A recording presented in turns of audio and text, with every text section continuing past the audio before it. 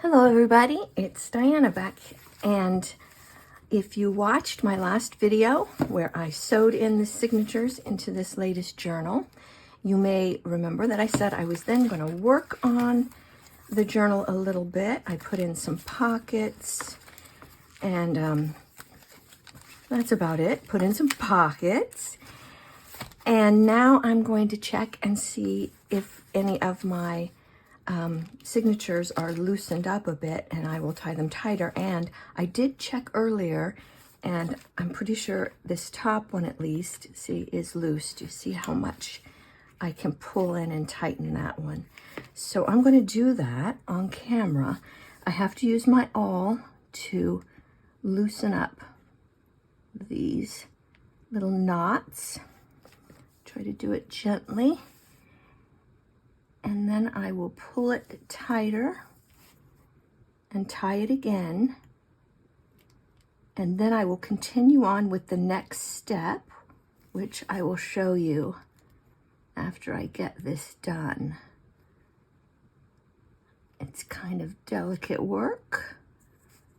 I don't know why that one's being so tough. All right, so I see all of this looseness. I'm gonna pull really hard on these again, just like I did the first time. I really don't know why they sometimes come loose. They don't always come loose. I've worked on some before that didn't come loose. I don't see any looseness in here. So pull and tie that again. I don't know if this is going to be in camera. I kind of have to have it close to me to get it tied really well. Maybe that's, well, no, because I've done some off camera and still had this problem. All right, that feels tight. Let's pull that. And that's all I'm gonna do. I'm not going to go work on it again and try again, because I'm afraid it could go on forever. All right, so I'm gonna check the other two, and then I will be back to show you my next step.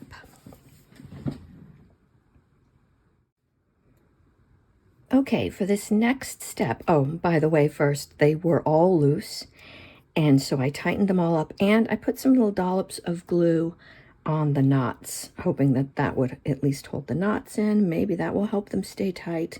I don't know. So now I'm going to try to weave these in a little bit, which seems a little counterproductive because I don't want to loosen up my signatures anymore. So I'll be very gently, or very gentle. Put that through there, and then this one through here, like that. Oh, go on in there.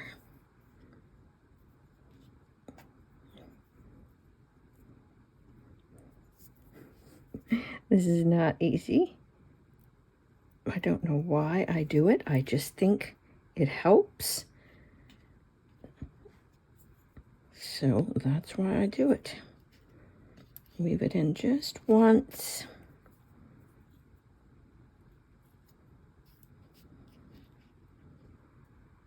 And the last one. Sorry you're getting so much video of my hands, but I am not a great cinematographer. Ah, come on. There we go. Pull that through. Nice.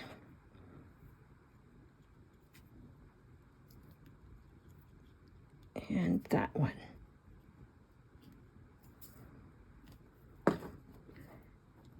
Come on. There we go. Now I will trim them.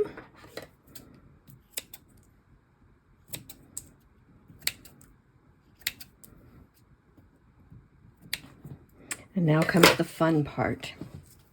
I cut a piece of burlap, and I cut it much bigger than I need, and I will trim it off later. And I cut it bigger than I need because you know how you sometimes glue things on, you've got them just the right size, but you don't get them laid down exactly perfect, and you got to pull them up and try to reposition them. I don't want to go through any of that. So I have my burlap, get my glue, I think I'm going to trim this one a little more. It just flew off somewhere. All right, I'm going to add a whole bunch of glue all over these pieces of thread and all over the cover. Put it in between, the spine. There we go. All right, that should be plenty of glue. And then we're going to get messy. Make sure these little ends aren't on the cover, just on the spine. And grab my burlap and I press it down. Look at all the glue. I'll be peeling little thin layers of glue off of my fingers for the rest of the day. Try to pat it up. I think it's getting to the point where my patting is just lifting it up more. All right, let's try to pat it down with something else. Or not. I could wait for it to get a little more dry and then pat it down some more. I don't think it'll matter. I could pull it on the edges. I just want to make sure that all the pieces are touching glue and are going to get held down. I can always add more glue later, lift up edges and add more glue in there.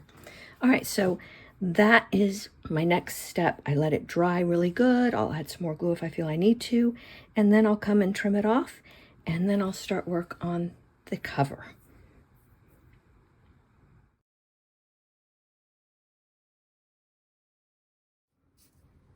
All right, so I am ready to do my cover.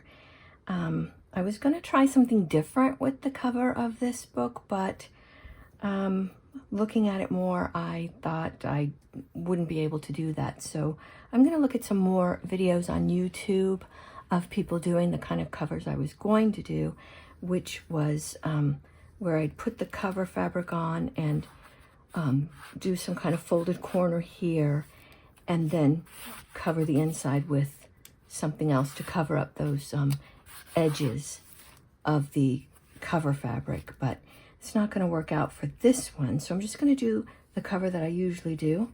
So I cut a strip of the cover fabric. Sometimes I use sari ribbon, but with this fabric I'm going to use the fabric that the cover will be in, and I'm going to glue it on. So that's the first thing I do, is glue on the ribbon, and then the cover fabric will go on top of that. Oh, look though, it's darker. It's darker on this side, so this shows, and it's lighter on that side. Okay, I don't think that's going to matter. You're going to have a dark side and a light side over here, which the ties are the most important part. So I will go ahead. Actually, I think what I will do is, I've already like balanced it out, I guess, and got it kind of where I want it. It doesn't look like it's completely in the middle. I can see if I can adjust that. I don't know, it looks like it's in the middle there. So I will pull on these here. You know, when you try to be a perfectionist, sometimes you end up just messing everything up. Let me make sure I'm still in the camera. Yes, I am. All right, so I'm gonna make a little mark here and here, and I'm just gonna put glue all along there. All right, and I'm using the Fabri-Tac glue.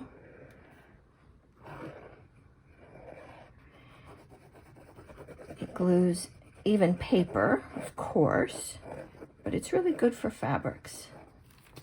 All right, and we will lay that on there.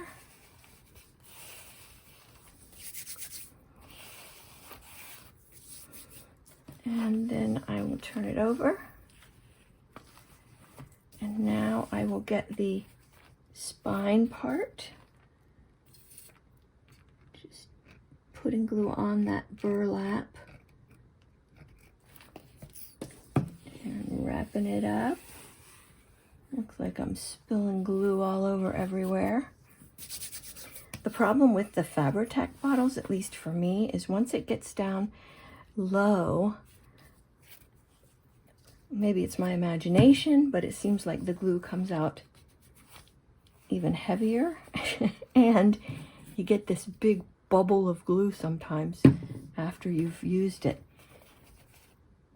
And sometimes it just pours up out of there. And it's very wasteful, I think.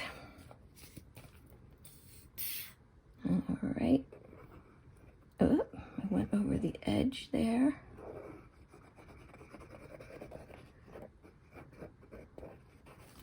Since there will be a cover on top of it, you probably don't have to be that heavy with the glue, because the cover fabric will also hold it down. All right, there we go. And then this is the cover fabric that I'll be putting on it, so it will hide the ribbons. All right, I'm going to let that dry, and then I will work on the rest of the cover in a minute.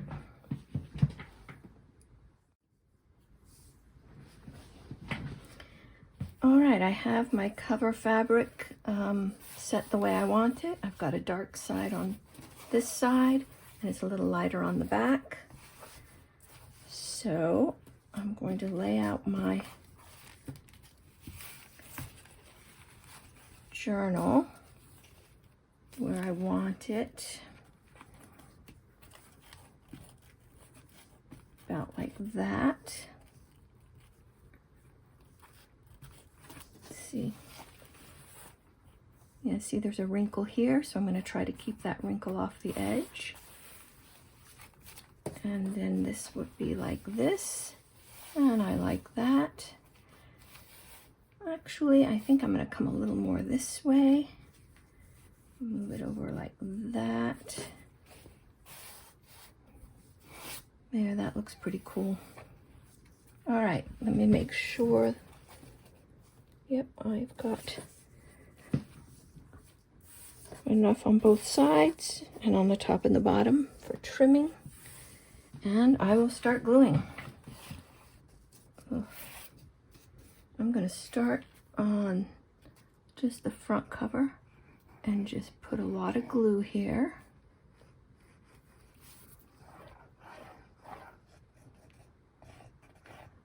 So this is just a very basic cover that I do, and I would like to learn how to do some other kinds of things, like, you know, they have like locks that they could put on them instead of the ties, and some people use weird stretchy like rubber bandy things that loop over a knob on the cover. And so I'll be learning more as I go, and learning to do more elaborate kinds of closures and stuff. But for this filming, and because of the way I made it, I'm just gonna do it the normal way that I've been doing it. Although the first 2 or 3 journals that I did have just cool cardboard covers with pictures on the cover and stuff. If you go into my earlier videos, you can see those. They're my nature journals, and I haven't sold those. Those were for me. I even used some of my own photographs that I've taken of birds and stuff for ephemera in those journals. So they're a little different. Maybe I'll make another one of those sometime. I'm not sure if anybody would like to buy those kind of journals. I don't see why not. I think it's really pretty. I'll link to at least one of those videos down below in the information on this video. All right, so lots more glue. A lot of people, I think, smooth out their glue, and that's probably a good idea, but it just seems to dry really fast, so I just slap it on there and smooth it out underneath. And I can feel a little bit of stickiness coming through, so I try not to mess with it too much, and I will let it dry. And then the next part will be just trimming the sides, and then of course I will be doing something on the inside. I think I'm going to be putting some lace on the inside covers. And if you just let it go over the edges a little bit, it kind of covers up the cardboard edge. All right, I'm gonna let that dry and then I'll be back. Okay, I'm back. I don't like this. I've opened up my journal. I'm laying it flat and I don't like this. So I am pulling my fabric back up. I hadn't given it too much time to dry. So it's pulling up okay. This is not the first time I have pulled apart a cover, but that is the joy of junk journaling. I don't really like this either. I'm afraid that's gonna put a damper on the cover, even if I flatten it out. But this is definitely dried. So I would have to, I guess I could pull it up, but I'm going to try to work with it like this. All right, I'm going to try to lay the fabric on flat, some more glue. I think some of the old glue is still pretty sticky, so I won't be too liberal here. Yeah, okay, I'm being kind of liberal. All right, let's see if this will work. All right, sticky side. Yeah. Lay it down like this. All right, that looks good. And now I'm going to spread it out from the center so it doesn't have those big bumps there. And then hopefully the fabric will stretch over and around the spine. And I don't see too much. There's a little bit there, but I can decorate the spine in a way to cover that a little bit if I feel like I need to. But I think it's going to look better this way. All right, I'm going to let that dry and then we'll see how it turns out. Okay, so here we are with the cover glued on, and I did it in a completely different way than I normally would. Normally I would lay the fabric out, put the journal on like this, lift it up, glue this side, press it down, lift it up, glue the spine, press that down. I might do the spine and this side at the same time. I think I do. And then just press it down. And that has always worked really well for me. This time, because I had to pull the fabric off, I opened up the journal this way. But it looks good. There's just a tiny bit of, what do you call it there, little lumps there, even after I smoothed it out. I think that's about how it looks when I do it the way I normally do. But it does seem to be gaping a little bit more. So the fabric might be on a little tighter than normal, but as I keep pressing it down, I'll put a book on it, it seems to be recovering from that. So I have already put Fabri-Check. This is what I use, Dritz Fray Check, on the edges of the ribbon. You can kind of feel after it dries that there is something there, but I think it will serve the ribbon well so it won't fray too much with the tying and the untying. So the next step is to trim the fabric. Oh, and you'll notice that when I put it on, I put it on backwards. No, wait. Yeah, I put it on backwards. This is the front, and I had intended the darker fabric to be on the front. But what are you going to do? I'm going to be decorating it anyway. So part of me says this is just a total mess up, and I'm kind of mad. But another part of me is like, it's a junk journal. It'll look nice no matter what you end up with because you're going to decorate it and everything. So that's kind of the lesson with junk journals. So I couldn't decide whether I was going to use the pinking shears or the straight edge scissors to trim it. A lot of fabrics do really well with pinking shears. It makes it look a bit ratty, and if it's a journal that can stand ratty, then that's good.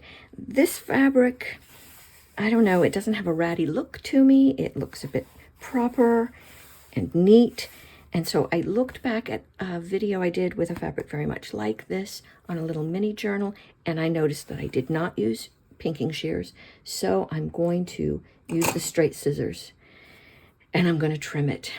So I'm going to try to do that on camera. Wish me luck, but I'm going to have to sit down to do it. The problem with this kind of fabric is, I don't know if you can see it here, if you don't cut exactly right, it looks ragged and it doesn't look neat.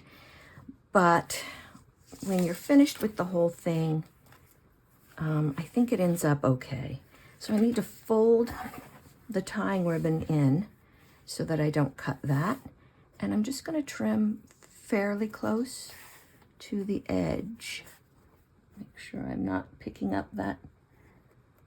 I'm really concerned about that. One of these days I'm going to cut the ribbon. And I just try to cut as smoothly and evenly as I can. Ah, messed up there. But I'm going to be putting lace or something on the inside cover. And they will kind of meet at the edge. And so I think it'll end up looking okay. And again, keep reminding myself, it's a junk journal. It's got junk in the name. All right, I'm gonna have to open it up a bit. Oh, look, it's very lumpy there now. All right, so maybe it just doesn't make any difference how you do the cover fabric, you know? Maybe no matter what, it's just gonna look like that.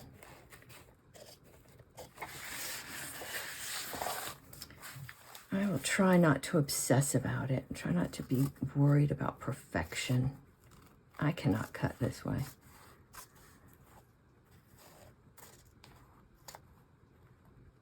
All right.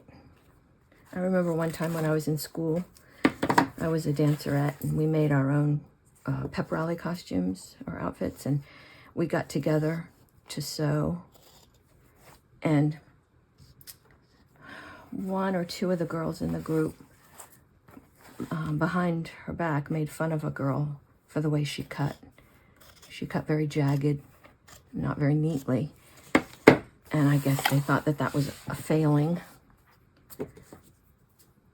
And I remember thinking, well, I don't cut all that well.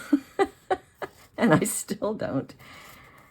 I sew a lot, but you know, I use a serger. So any of the cutting of my seams and stuff gets lopped off by the serger. Girls can be so mean in school, right? I do not miss high school at all. And that was many years ago. Definitely don't want to go back to that. All right. Looking good. Yeah, I will probably go in, and because I'm such a perfectionist, maybe I've got these littler scissors. These are some scissors. Go in, and it's probably not a good idea, but try to even it up and stuff like that, and I'll obsess about it for a while because that's just the way I am. But in the end, I think it's going to look fine. So I'm going to leave it like this for now, and I will reveal the final cover look with all of its decorations and stuff on it when I do the flip through of this journal. I haven't decided yet what the name of the journal is going to be, so I don't know how I'm going to manage to connect all three videos. Maybe I can edit the titles and add the name in to this video and to the sewing of the signatures video. We'll see. Otherwise, just look out for it.